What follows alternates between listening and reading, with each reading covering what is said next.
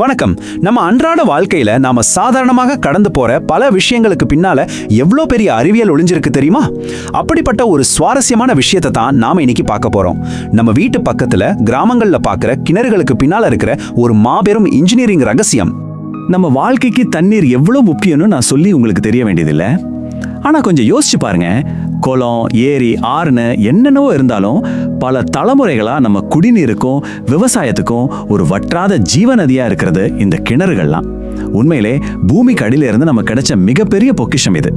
சரி, உங்க ஊர்லயோ அல்லது நீங்க போன கிராமங்கள்லயோ கிணறுகளை பார்த்துருப்பீங்க இல்லையா? அது என்ன வடிவத்துல இருக்குன்னு எப்பவாச்சும் கவனிச்சிருக்கீங்களா? என்னடா கேள்வி இதுன்னு யோசிக்கிறீங்களா? சில கிணறுகள் சதுரமா இருக்கலாம், செவ்வகமா இருக்கலாம். ஆனா நீங்க பார்த்த 90% கிணறுகள் வட்ட வடிவத்துல தான் இருக்கும். ஏன் இப்படி ஒரு குறிப்பிட்ட வடிவத்துல மட்டும் அதிகமா தோன்றாங்கன்னு எனக்கு அது யோசிச்சிருக்கீங்களா? வடிவங்கள் குறித்த கேள்வி.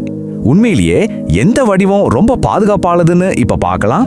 பொதுவா சதுரம் அல்லது செவ்வக அமைப்பை விட இந்த வட்ட வடிவ அமைப்பு தான் சயின்டிபிக் ரீதியா ரொம்ப பாதுகாப்பானதுங்க.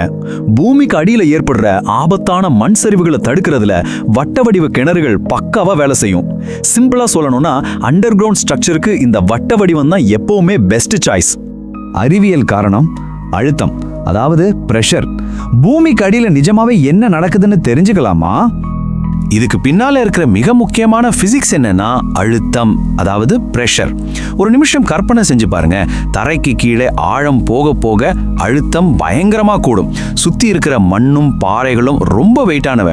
நீங்க எவ்வளவுக்கு எவ்வளவு ஆழமா தோன்றீங்களோ அந்த அளவுக்கு சுத்தி இருக்கிற மண்ணோட எடை கிணற்றோட சுவர்களை நோக்கி ரொம்ப கடுமையா தள்ள ஆரம்பிக்கும்.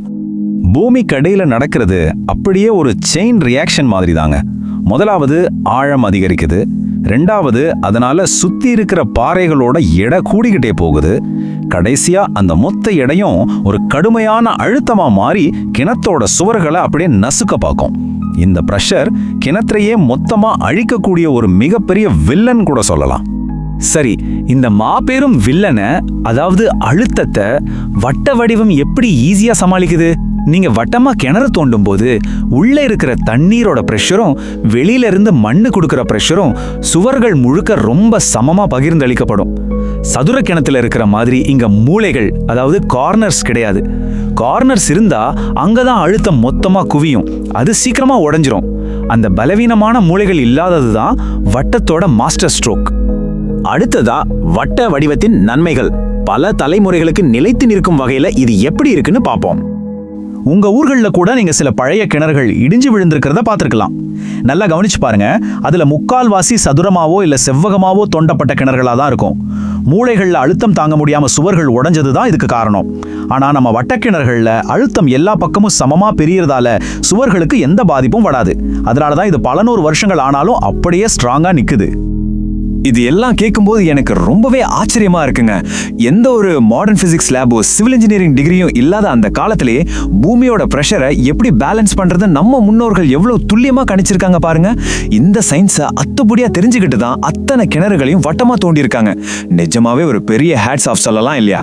இப்போ உங்ககிட்ட ஒரு கேள்வியை விட்டுட்டு இந்த தகவல்களின் விளக்கத்தை நான் முடிச்சுக்கிறேன்.